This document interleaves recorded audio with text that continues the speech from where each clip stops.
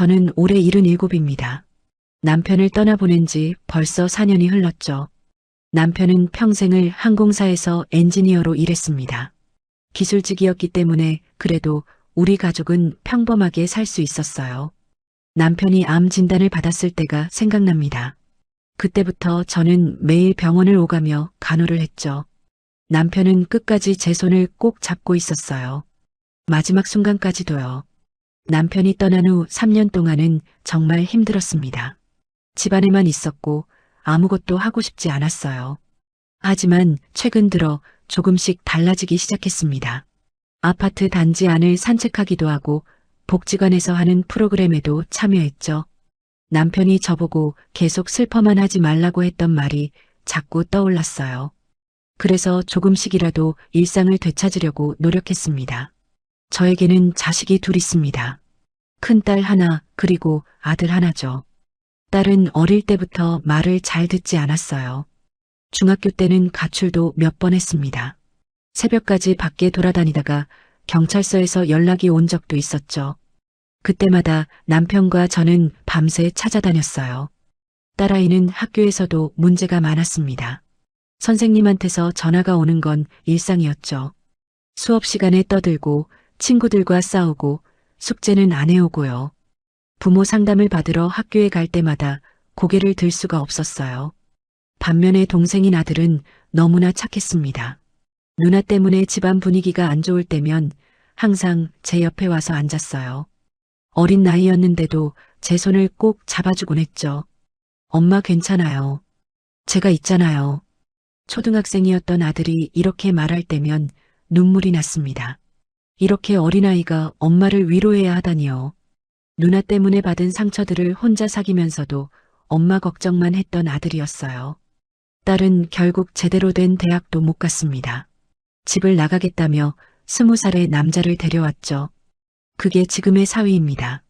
저는 반대했어요. 너무 어리고 준비도 안 됐다고 말했죠.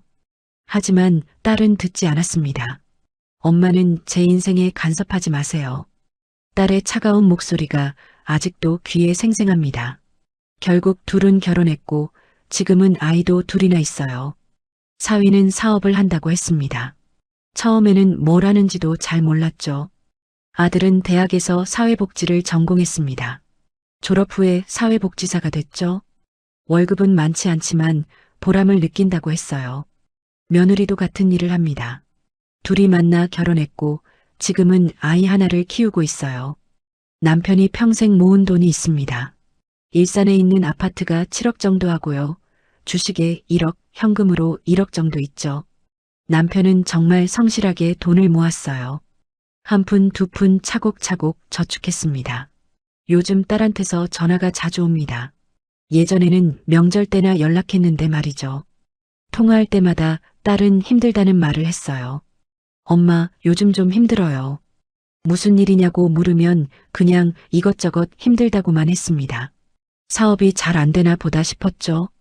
딸의 목소리에는 피곤함이 가득했어요. 반면 아들은 늘 밝았습니다. 월급이 적어도 불평하지 않았죠. 주말이면 아내와 아이를 데리고 자주 찾아왔어요. 손주를 안아주면 세상을 다 가진 기분이었습니다. 할머니, 보고 싶었어요. 손주의 맑은 목소리를 들으면 모든 걱정이 사라졌어요. 며느리는 제가 좋아하는 반찬을 꼭 챙겨왔습니다. 아들은 집안일을 도와주며 이것저것 물어봤죠. 엄마 요즘 어디 불편한 데 없으세요? 아들의 세심한 배려에 감사했습니다. 남편이 없어도 아들이 있어서 든든했어요. 그런데 며칠 전이었습니다. 딸한테서 전화가 왔어요. 평소와는 다르게 목소리가 밝았죠. 엄마, 우리 부산 여행 가요. 갑작스러운 제안이었습니다. 딸은 원래 이렇게 먼저 여행을 가자고 한 적이 없었어요. 오히려 제가 가자고 하면 바쁘다며 거절하곤 했죠. 조금 의아했습니다. 요즘 힘들다던 애들이 갑자기 여행을 가자니요. 하지만 나쁘지 않았어요. 딸도 스트레스를 풀 필요가 있겠다 싶었죠. 그래, 가자. 바닷바람이나 쐬면 기분 좋겠다. 딸은 좋아하는 것 같았습니다. 날짜를 잡고 표를 예매했어요. 저는 속으로 생각했습니다. 애들이 힘든데 제가 경비는 다 내야겠다고요. 남편이 모아둔 돈이 있으니 이럴 때 쓰는 거라고 생각했죠. 여행 날짜가 다가왔습니다. 저는 간단히 짐을 쌌어요. 오랜만에 여행이라 설레기도 했습니다. 남편과 마지막으로 여행 갔던 게 언제였는지 기억도 안 났죠. 아들한테 부산 간다고 말했습니다. 아들은 걱정스러운 표정을 지었어요. 엄마, 누나랑 가세요? 조심히 다녀오세요. 아들의 목소리에는 뭔가 찜찜한 기운이 있었습니다. 하지만 저는 대수롭지 않게 여겼죠. 그냥 엄마 걱정하는 아들의 마음이려니 했어요. 드디어 여행 당일이 됐습니다. 딸과 사위가 아침 일찍 집 앞으로 차를 가지고 왔어요. 차 안 분위기는 괜찮았습니다. 사위도 평소보다 말을 많이 했어요. 어머님, 오랜만에 좋은 곳 구경하시게 해드릴게요. 사위의 말에 고맙다고 했습니다. 그런데 뭔가 어색했어요.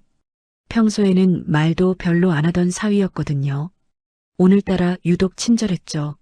수서역에 도착해서 SRT를 탔습니다. 좌석은 3인석이었어요. 제가 창가에 앉고 딸과 사위가 옆에 앉았죠. 기차가 출발하자 창밖 풍경이 빠르게 지나갔습니다. 1시간쯤 지났을까요?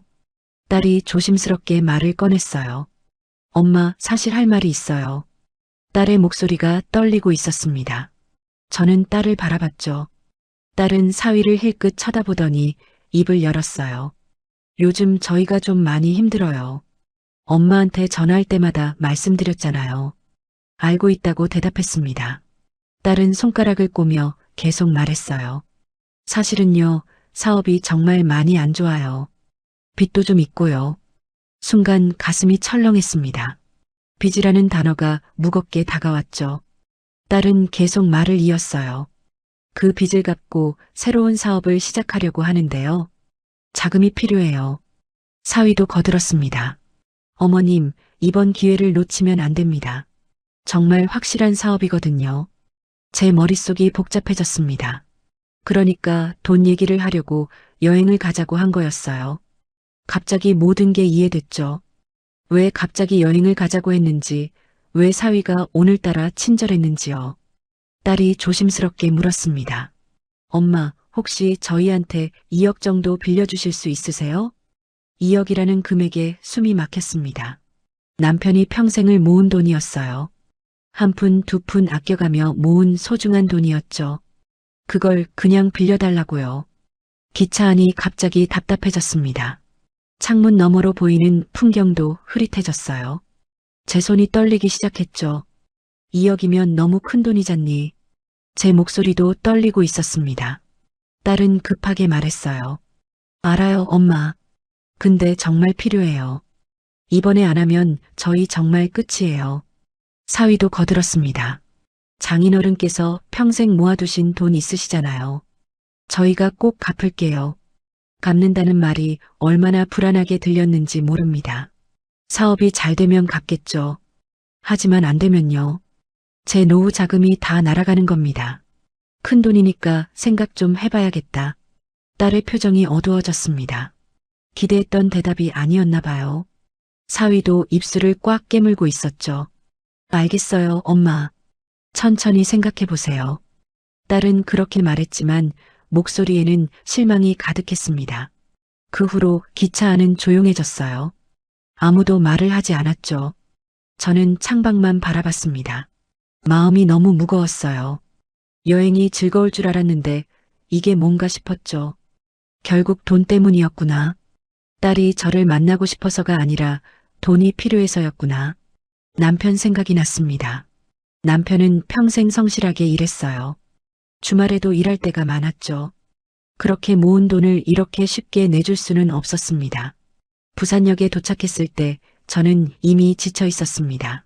아직 여행도 시작 안 했는데 말이죠. 짐을 들고 역을 나서는데 다리에 힘이 없었어요. 호텔로 가는 택시 안에서도 조용했습니다. 딸과 사위는 서로 눈치를 보고 있었어요. 저는 그저 창밖을 바라봤죠. 호텔에 체크인하고 방에 들어갔습니다. 혼자 있으니 한숨이 나왔어요. 침대에 앉아서 생각했죠. 2억을 줘야 하나? 딸이니까 도와줘야 하나? 하지만 마음 한편에서는 화가 났습니다. 여행을 가자고 해놓고 이런 얘기를 하다니요. 처음부터 솔직하게 말하지 그랬어요. 여행이라는 핑계로 저를 끌어낸 게 화나고 속상했죠. 저녁 식사 시간이 됐습니다. 딸이 전화를 했어요. 엄마, 밥 먹으러 나오세요. 식당에서 만났습니다. 메뉴를 고르는데 입맛이 없었어요. 그냥 아무거나 시켰죠. 음식이 나왔지만 목으로 넘어가지 않았습니다. 사위가 말했습니다. 어머님, 부산 음식 맛있죠? 그렇다고 대답은 했지만 아무 맛도 느껴지지 않았어요. 그저 씹고 삼키기만 했죠. 딸도 별로 먹지 않았습니다. 분위기가 어색했어요. 식사를 마치고 해운대 바닷가로 갔습니다. 밤바다가 보였어요. 파도 소리가 들렸죠. 평소 같았으면 좋았을 텐데 지금은 아무 감흥이 없었습니다. 벤치에 앉았습니다. 딸과 사위는 조금 떨어진 곳에 서 있었어요. 둘이 뭔가 얘기하고 있었죠. 제가 2억을 줄지 안 줄지 궁금한가 봅니다. 바람이 불었습니다. 차가운 바람이 얼굴을 스쳤어요. 남편이 보고 싶어졌습니다. 남편이었다면 뭐라고 했을까요? 아마 딸한테 주지 말라고 했을 거예요. 남편은 딸의 성격을 잘 알았거든요. 호텔로 돌아왔습니다. 방에 혼자 누워서 천장을 바라봤어요. 잠이 오지 않았습니다. 머릿속이 복잡했죠. 2억이라는 금액이 계속 맴돌았어요. 핸드폰을 꺼내서 아들한테 문자를 보낼까 생각했습니다. 하지만 보내지 않았어요. 아들 걱정시키고 싶지 않았거든요. 그냥 혼자 고민했죠. 밤이 깊어갔습니다. 저는 뒤척이며 밤을 보냈어요. 내일은 어떻게 될까? 딸이 또 돈 얘기를 할까? 마음이 무거웠습니다. 아침 햇살이 커튼 사이로 들어왔습니다. 잠을 설쳐서 몸이 무거웠어요. 거울을 보니 눈밑이 퀭했죠.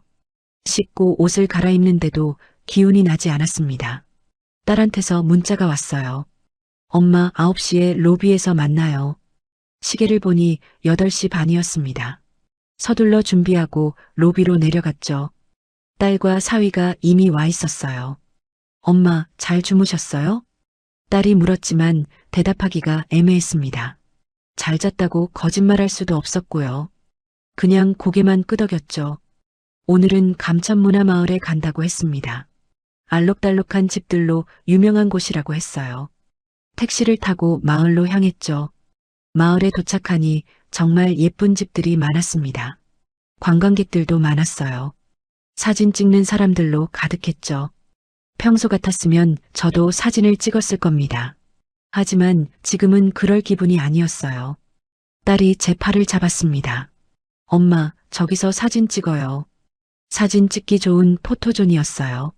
하지만 억지로 웃음을 지을 자신이 없었죠. 그래도 딸이 원하니 따라갔습니다. 사위가 핸드폰을 꺼내서 사진을 찍었어요. 찰칵찰칵 소리가 났죠. 웃으라고 해서 입끝을 올렸습니다. 하지만 진심 어린 웃음은 아니었어요. 마을 골목길을 걸었습니다. 계단이 많아서 숨이 찼어요. 딸과 사위는 앞서 걸어가고 있었죠. 저는 뒤에서 천천히 따라갔습니다. 카페에 들어가서 쉬었습니다. 커피를 시켰는데 맛이 느껴지지 않았어요. 그저 따뜻한 액체를 마시고 있는 느낌뿐이었죠. 딸이 말했습니다. 엄마, 여기 경치 좋죠? 그렇다고 대답했지만 제 목소리는 힘이 없었습니다. 딸도 제가 기분이 안 좋다는 걸 눈치챘나 봐요. 더 이상 말을 걸지 않았죠. 점심때가 됐습니다. 자갈치 시장으로 갔어요. 회를 먹는다고 했죠. 시장은 사람들로 북적였습니다. 생선 파는 아주머니들의 목소리가 크게 들렸어요. 식당에 앉아서 회를 시켰습니다. 싱싱한 회가 나왔어요. 평소 같았으면 맛있게 먹었을 겁니다. 하지만 오늘은 입맛이 없었죠. 회를 한 점 집어서 입에 넣었습니다. 씹는데 아무 맛도 안 났어요. 그냥 삼키기만 했죠. 사위가 말했습니다.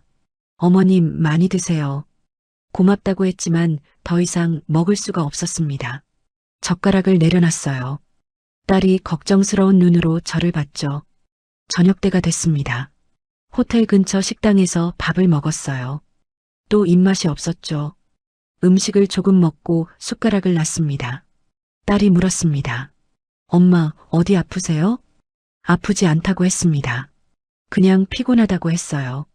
딸은 그러냐며 더 이상 묻지 않았죠. 호텔로 돌아왔습니다. 방에 들어가니까 한숨이 나왔어요. 침대에 누워서 천장을 바라봤죠. 오늘 하루 종일 관광을 다녔지만 아무것도 기억에 남지 않았습니다.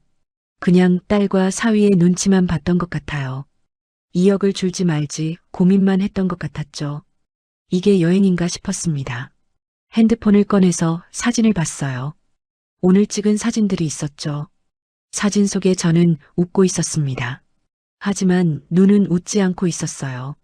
문득 아들 생각이 났습니다. 아들이었다면 이런 식으로 돈을 요구하지 않았을 거예요. 아들은 항상 제 형편을 먼저 생각했거든요. 월급이 적어도 불평하지 않았던 아들이었습니다. 오히려 제가 용돈을 주면 안 받으려고 했죠. 엄마 돈 아껴야 한다고 했어요. 비교하고 싶지 않았지만 자꾸 비교가 됐습니다. 같은 자식인데 왜 이렇게 다를까요? 왜 딸은 이렇게 제 마음을 아프게 하는 걸까요? 밤이 깊어갔습니다. 잠이 오지 않아서 뒤척였어요. 내일이 마지막 날이었습니다. 내일 서울로 올라가면 이 답답한 여행이 끝나겠죠. 하지만 불안했습니다. 딸이 내일 또 돈 얘기를 할 것 같았어요. 아니, 분명히 할 겁니다. 마지막 날이니까 더 적극적으로 요구할 것 같았죠. 제 머릿속은 복잡했습니다. 어떻게 대답해야 할까요? 딸이니까 도와줘야 하나요? 아니면 단호하게 거절해야 하나요? 시계를 봤습니다. 새벽 2시였어요. 아직도 잠이 오지 않았죠. 이렇게 밤을 지새우는 건 남편 떠난 후 처음이었습니다. 눈을 감았습니다. 내일은 어떻게 될까요? 딸과의 관계는 괜찮을까요?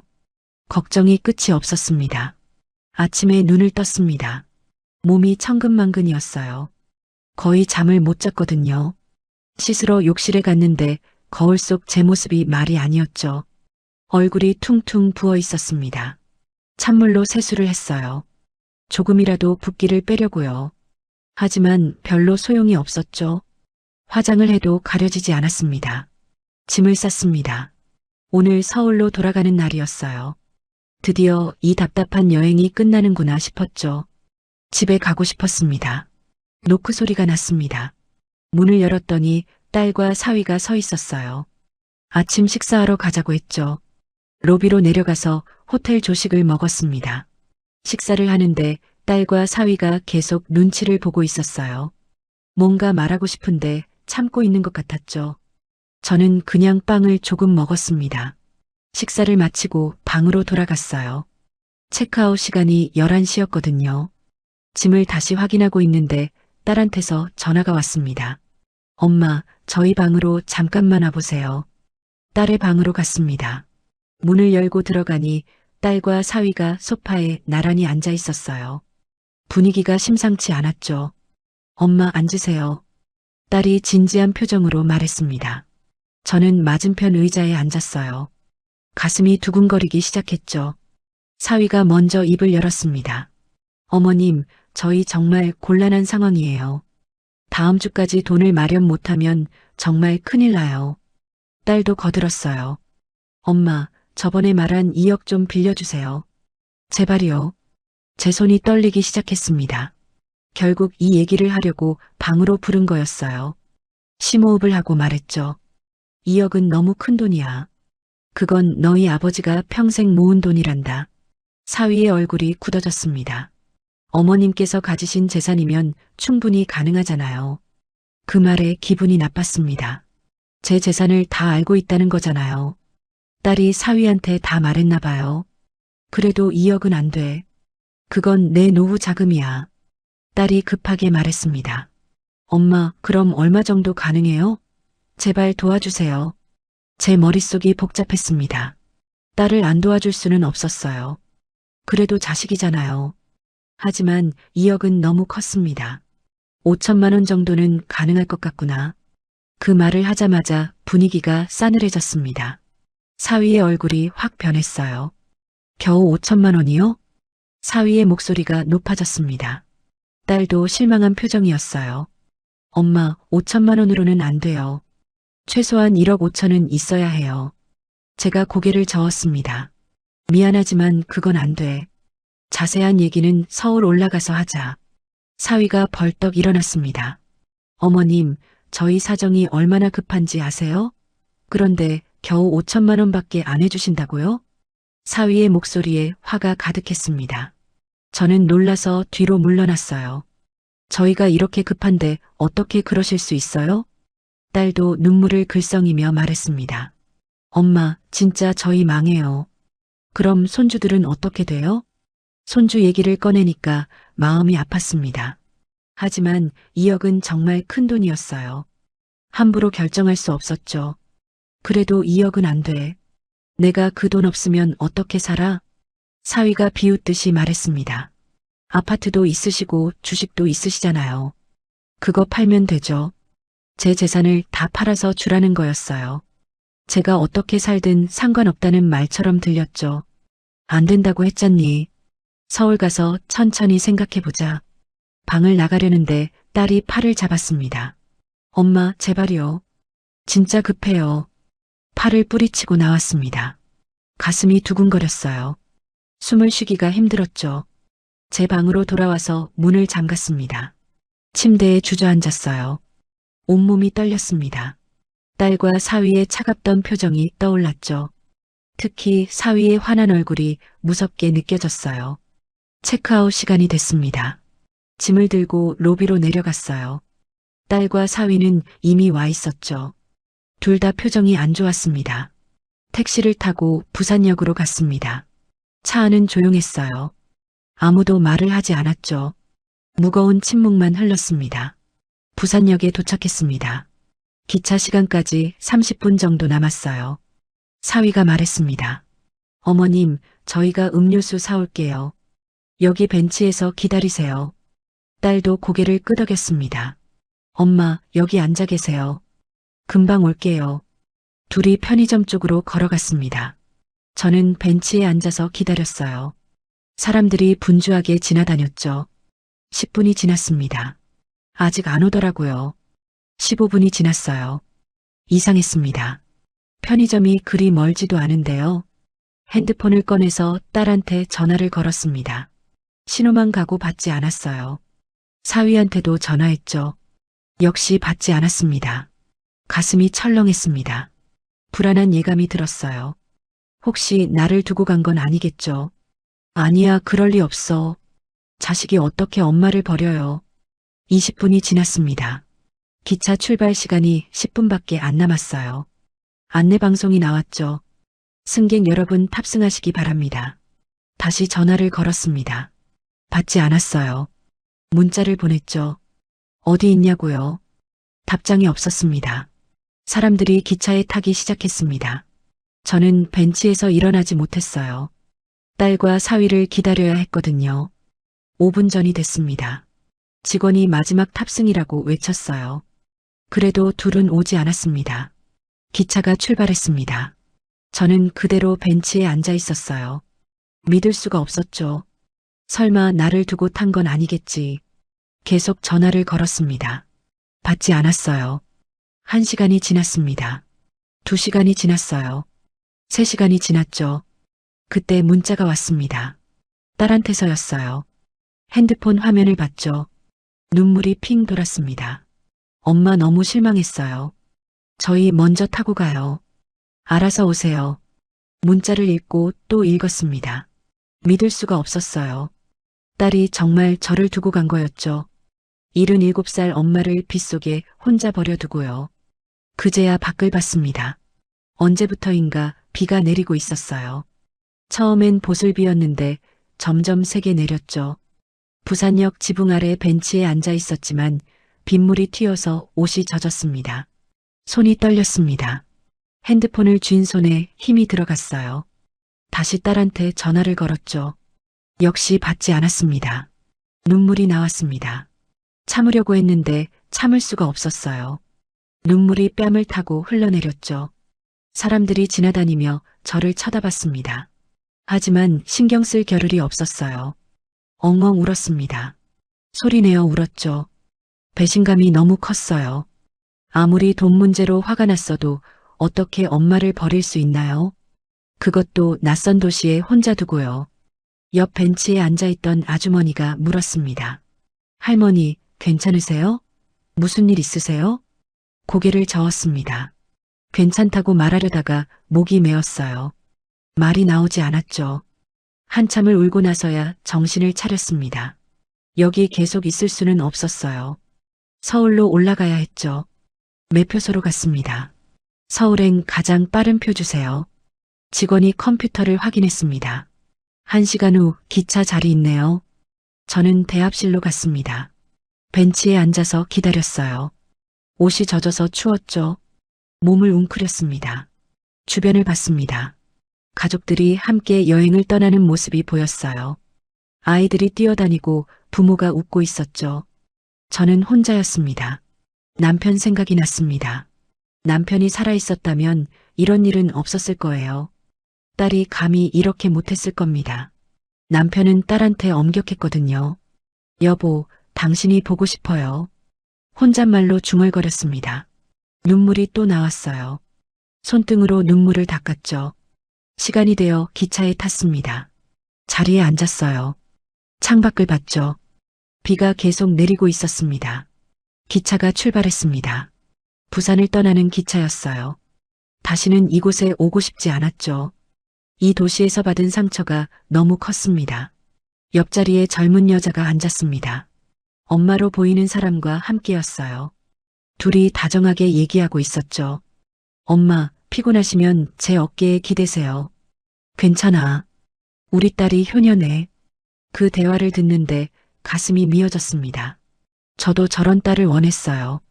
하지만 제 딸은 저를 버렸죠. 핸드폰을 꺼냈습니다. 딸한테 전화를 걸었어요. 이번에는 받았습니다. 엄마, 딸의 목소리가 들렸습니다. 저는 참았던 화를 터뜨렸어요. 어떻게 엄마를 두고 올라올 수 있니? 77살 엄마를 혼자 버려두고 목소리가 떨렸습니다. 울음이 섞여 나왔죠. 딸이 말했습니다. 엄마, 미안해요. 그때는 너무 화가 나서 그랬어요. 미안하다는 말이 공허하게 들렸습니다. 화가 나면 엄마를 버려도 돼? 넌 그렇게 배웠니? 소리를 질렀습니다. 주변 사람들이 쳐다봤어요. 하지만 개의치 않았죠. 정말 미안해요, 엄마. 제가 잘못했어요. 딸의 사과가 진심으로 들리지 않았습니다. 다신 연락하지 마. 너 같은 딸 필요 없어. 전화를 끊어버렸습니다. 손이 떨렸어요. 화가 나서 떨리는 건지 슬퍼서 떨리는 건지 알 수 없었죠. 기차는 계속 달렸습니다. 창밖 풍경이 빠르게 지나갔어요. 비는 여전히 내리고 있었죠. 서울이 가까워졌습니다. 집에 가고 싶었어요. 제 방에서 혼자 있고 싶었죠. 아무도 보고 싶지 않았습니다. 수서역에 도착했습니다. 기차에서 내렸어요. 사람들 사이를 비집고 나왔죠. 택시를 탔습니다. 일산으로 가주세요. 택시 기사가 출발했습니다. 차창 밖으로 서울거리가 보였어요. 익숙한 풍경이었죠. 그래도 마음은 편하지 않았습니다. 집에 도착했습니다. 현관문을 열고 들어갔어요. 집안이 조용했죠. 너무 조용했습니다. 소파에 주저앉았습니다. 온몸에 힘이 빠졌어요. 머리가 지끈거렸죠. 핸드폰을 꺼냈습니다. 아들한테 전화를 걸었어요. 몇 번 신호가 가더니 아들이 받았습니다. 엄마, 여행 잘 다녀오셨어요? 아들의 밝은 목소리가 들렸습니다. 그 목소리를 듣자 눈물이 또 났어요. 엄마, 왜 그러세요? 무슨 일 있어요? 아들이 놀라서 물었습니다. 저는 울면서 말했어요. 내 누나가 엄마를 버렸어. 그날 있었던 일을 다 얘기했습니다. 2억을 요구했던 것, 5천만 원밖에 못 준다고 했던 것, 부산역에 혼자 버려졌던 것이요? 아들은 조용히 듣고 있었습니다. 제가 다 말하고 나서야 아들이 말했어요. 엄마, 지금 가요. 30분만 기다리세요. 전화를 끊었습니다. 아들이 온다는 말에 조금 안심이 됐어요. 정확히 30분 후 초인종이 울렸습니다. 문을 열었죠. 아들이 서 있었어요. 며느리와 손주도 함께였습니다. 아들이 저를 꼭 안아줬습니다. 엄마 많이 놀라셨죠? 아들의 품에서 또 울었습니다. 어릴 때처럼 아들이 제 등을 토닥였어요. 따뜻했습니다. 소파에 앉았습니다. 며느리가 차를 끓여줬어요. 손주가 제 무릎에 앉았죠. 할머니, 왜 울어요? 손주의 맑은 눈을 보니 마음이 조금 진정됐습니다. 아들이 말했습니다. 엄마, 누나한테 한 푼도 주지 마세요. 누나는 자격이 없어요. 며느리도 고개를 끄덕였습니다. 어머님, 저희가 있잖아요. 걱정하지 마세요. 아들 가족이 늦게까지 있다가 갔습니다. 혼자 남았지만 아까보다는 마음이 나았어요. 침대에 누웠습니다. 오늘 하루가 너무 길었죠. 딸에 대한 실망이 컸습니다. 결심했습니다. 딸한테는 한 푼도 안 줄 거예요. 더 이상 딸을 보고 싶지도 않았죠. 제 재산은 저를 진심으로 아끼는 아들한테만 물려줄 겁니다. 눈을 감았습니다. 내일은 뭘 해야 할까요? 유언장부터 바꿔야겠다고 생각했습니다. 아침에 일어났습니다. 몸은 여전히 무겁고 마음은 답답했어요. 하지만 어제보다는 머리가 맑았죠. 해야 할 일이 분명했습니다. 씻고 옷을 갈아입었습니다. 거울을 보니 얼굴이 많이 상해 있었어요. 이틀 동안 제대로 못 자서 그런가 봐요. 아침을 먹으려고 부엌에 갔습니다. 밥을 차리는데 핸드폰이 울렸어요. 딸이었습니다. 받지 않았죠. 연달아 전화가 왔습니다. 3번, 4번, 5번요. 계속 받지 않았어요. 문자도 왔습니다. 엄마, 전화 좀 받아주세요. 정말 미안해요. 한 번만 용서해 주세요. 엄마, 제발요. 문자를 읽었지만 답장하지 않았습니다. 미안하다는 말이 이제는 아무 의미가 없었어요. 밥을 먹고 변호사 사무실에 전화했습니다. 남편 유언장을 작성했던 곳이었죠. 유언장을 수정하고 싶은데요. 네, 할머님. 언제 오실 수 있으세요? 오늘 가능할까요? 오후 2시에 오세요. 예약을 잡았습니다. 시계를 보니 10시였어요. 4시간이 남았죠. 그 사이 딸한테서 전화가 또 왔습니다. 이번에는 받았어요. 엄마, 딸의 목소리가 떨리고 있었습니다. 왜 전화했니? 차갑게 물었습니다. 딸이 말했어요. 엄마, 정말 미안해요. 제가 잘못했어요. 그래서 용서해 주세요. 다시는 그런 일 없게 할게요.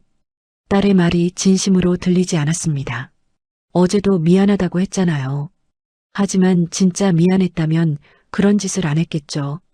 넌 나한테 용서받을 자격이 없어. 엄마, 제발이요. 저도 정신이 없어서 그랬어요. 딸이 울먹이며 말했습니다. 하지만 제 마음은 돌아서지 않았어요. 정신없으면 엄마를 버려도 되는 거니? 77살 엄마를 비 오는 날 혼자 두고 가도 되는 거야? 목소리가 높아졌습니다. 아니에요, 엄마. 정말 미안해요. 이제 연락하지 마. 난 너 같은 딸 없어. 전화를 끊으려는데 딸이 급하게 말했습니다. 엄마, 그리고요. 저번에 말한 5천만 원이요. 그거라도 일단 보내주실 수 있어요? 귀를 의심했습니다. 지금 뭐라고 한 거죠? 미안하다고 해놓고 돈 얘기를 하는 겁니까? 뭐라고? 엄마, 저희 정말 급해요. 5천만 원이라도 일단 보내주세요. 딸의 뻔뻔함에 어이가 없었습니다. 엄마를 버려놓고 돈을 달라고요. 안 돼. 한 푼도 안 줄 거야. 단호하게 말했습니다. 엄마, 제발이요. 제가 잘못했어요. 그래도 도와주세요. 딸이 계속 애원했습니다. 하지만 제 마음은 확고했어요. 안 된다고 했어. 다시는 전화하지 마. 전화를 끊었습니다. 손이 떨렸어요. 화가 났습니다. 미안하다면서 돈을 요구하다니요. 시간이 되어 변호사 사무실로 갔습니다. 택시를 타고 강남으로 향했죠. 사무실은 깨끗하고 조용했습니다. 변호사가 저를 맞이했습니다. 어서 오세요, 할머님. 유언장을 수정하시겠다고요? 네라고 대답했습니다. 변호사가 컴퓨터를 켰어요. 어떻게 수정하실 건가요? 큰딸한테 가는 재산을 모두 없애주세요. 전부 아들한테만 가게 해주세요. 변호사가 놀란 표정을 지었습니다. 큰따님께는 아무것도 안 주신다는 말씀이신가요? 네, 한 푼도 안 줄 겁니다. 무슨 일이 있으셨나요? 변호사가 조심스럽게 물었습니다. 저는 부산에서 있었던 일을 간단히 설명했어요. 변호사가 고개를 끄덕였습니다. 알겠습니다. 유언장을 새로 작성하겠습니다. 서류를 작성했습니다. 일산 아파트, 주식, 현금 모두 아들한테만 상속한다는 내용이었죠. 딸의 이름은 어디에도 없었습니다. 서명을 했습니다. 도장을 찍었어요. 이제 제 재산은 아들 것입니다. 잘 보관해 주세요. 네, 할머님. 걱정하지 마세요. 사무실을 나왔습니다. 가슴이 후련했어요. 드디어 결정을 내렸죠. 집으로 돌아왔습니다. 소파에 앉아서 딸한테 전화를 걸었어요. 이번에는 제가 먼저 전화한 겁니다. 딸이 받았습니다. 엄마. 딸의 목소리에 기대가 섞여 있었어요. 아마 마음을 바꿨다고 생각하나 봐요. 마지막으로 할 말이 있어서 전화했어. 엄마, 5천만 원 보내주시는 거예요? 딸은 여전히 돈 생각만 하고 있었습니다. 아니야. 유언장을 바꿨어. 네. 너한테 가는 재산 전부 없앴어.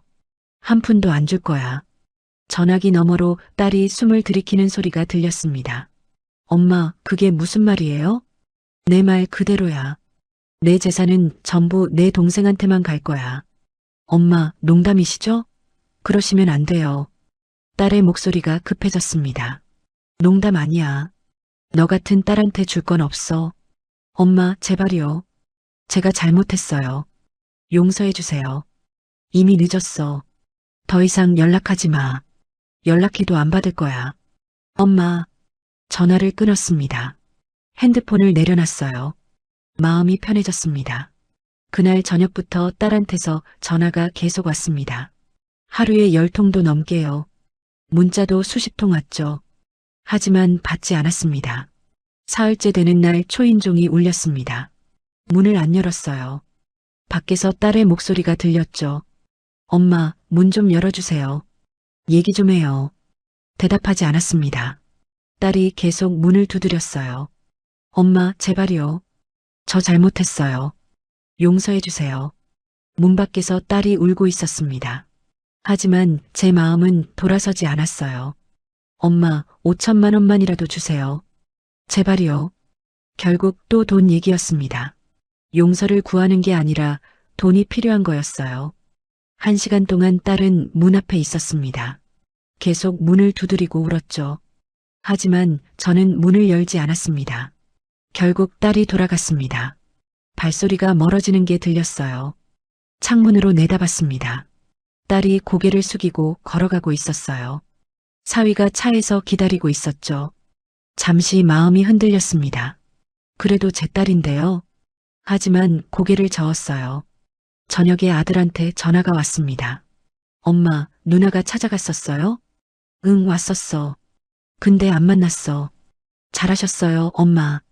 누나는 반성을 안 하고 있어요. 아들의 말이 맞았습니다. 딸은 진짜 반성하지 않았어요. 그저 돈이 필요할 뿐이었죠.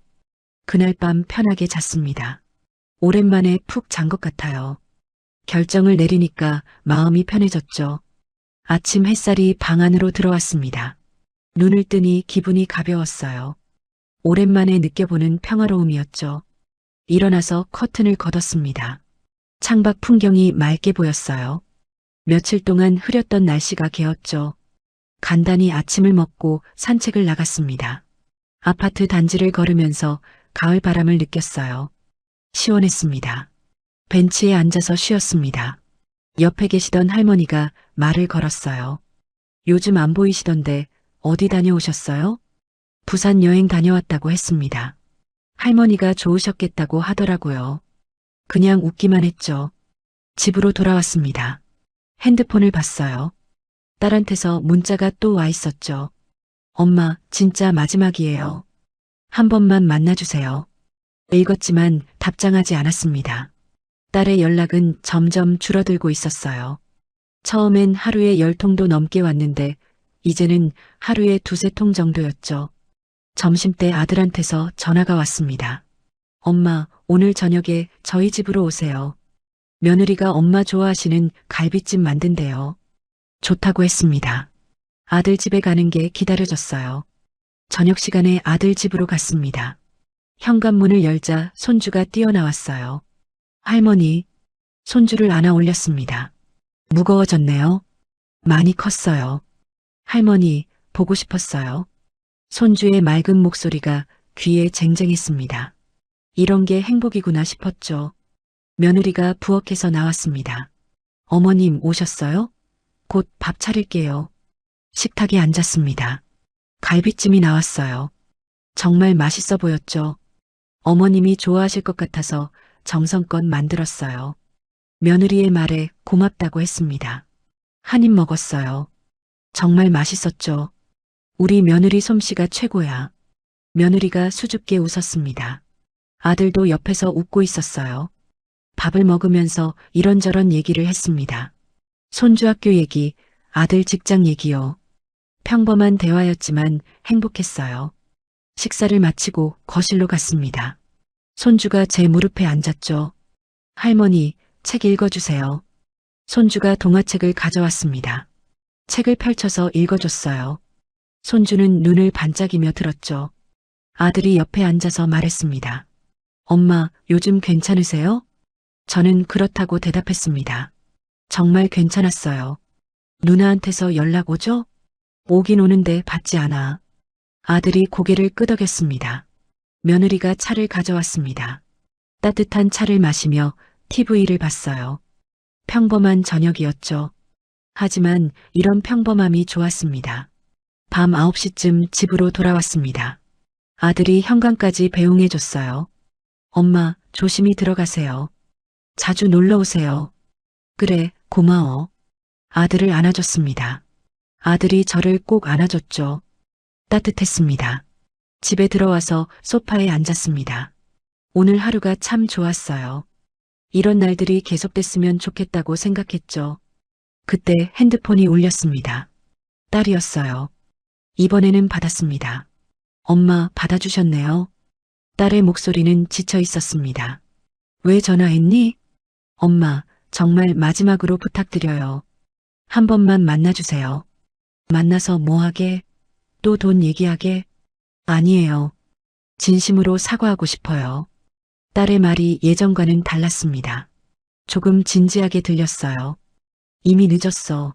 내가 뭐라고 해도 내 마음은 안 변해. 알아요, 엄마. 유언장도 바꾸신 거 알아요. 제가 받을 게 없다는 것도 알고요. 그럼 왜 전화한 거야? 그냥 엄마한테 정말 미안하다고 말하고 싶었어요. 제가 정말 큰 잘못을 했어요. 딸이 울먹이며 말했습니다. 하지만 제 마음은 돌아서지 않았어요. 미안하다는 말은 이제 듣기 싫구나. 더 이상 연락하지 마. 네, 엄마. 알겠어요. 그래도 엄마가 건강하셨으면 좋겠어요. 전화를 끊었습니다. 딸의 마지막 말이 조금 마음에 걸렸어요. 하지만 이미 늦었습니다. 다음 날부터 딸한테서 연락이 오지 않았습니다. 문자도 없었고 전화도 없었어요. 딸이 드디어 포기한 모양이었죠. 며칠이 지났습니다. 저는 일상으로 돌아갔어요. 복지관 프로그램에도 참여하고 친구들도 만났죠. 아들 가족과는 자주 만났습니다. 일주일에 한두 번씩 같이 밥을 먹었어요. 손주와 놀이터에도 갔죠. 손주가 말했습니다. 할머니, 우리 매일 만나요. 손주의 말에 웃음이 났습니다. 나도 그랬으면 좋겠다고 했죠. 시간이 흐르면서 마음이 점점 편해졌습니다. 딸 생각도 덜 났어요. 가끔 떠오르긴 했지만 예전처럼 가슴 아프진 않았죠. 어느 날 아들이 말했습니다. 엄마, 이번 주말에 여행 가요. 강원도 쪽으로요. 좋다고 했습니다. 아들 가족과 함께하는 여행이라니 기대됐어요. 주말에 강원도로 갔습니다. 날씨가 좋았어요. 단풍이 예쁘게 물들어 있었죠. 산책로를 걸었습니다. 아들이 제 팔을 잡아줬어요. 며느리는 손주와 함께 앞서 걸었죠. 엄마, 행복하세요? 아들이 물었습니다. 저는 행복하다고 대답했어요. 정말 행복했거든요. 엄마가 행복하시면 저도 행복해요. 아들의 말에 눈시울이 뜨거워졌습니다. 이렇게 좋은 아들을 뒀다는 게 감사했어요. 호숫가에 앉아서 쉬었습니다. 물이 맑게 반짝였어요. 손주가 돌을 주워서 물수제비를 뜨고 있었죠. 며느리가 옆에 앉았습니다. 어머님, 저희랑 같이 사실래요? 깜짝 놀랐습니다. 며느리가 웃으며 말했어요. 어머님 혼자 계시는 것보다 저희랑 같이 사시면 좋을 것 같아서요. 고맙지만 괜찮다고 했습니다. 아직은 혼자 살 수 있었거든요. 나중에 혼자 힘들면 그때 같이 살자. 며느리가 알겠다고 했습니다. 이런 며느리를 둔 게 복이었어요. 여행을 마치고 집으로 돌아왔습니다. 창밖을 보니 별이 보였어요. 남편이 보고 싶어졌죠. 여보, 우리 아들 잘 키웠죠? 딸은 좀 실패했지만요. 혼잣말을 했습니다. 남편이 하늘에서 듣고 있을 것 같았어요. 침대에 누웠습니다. 오늘도 좋은 하루였어요. 내일도 좋은 하루가 될 거예요. 깨달았습니다. 나를 진심으로 생각하는 사람만 챙겨도 시간이 부족하다는 거요. 딸처럼 저를 돈으로만 보는 사람한테 시간을 쓸 필요가 없었어요. 남편이 평생 모은 재산은 그걸 소중히 여기는 아들한테 주는 게 맞았습니다. 딸은 자격이 없었어요. 부산역에서의 배신은 아팠습니다.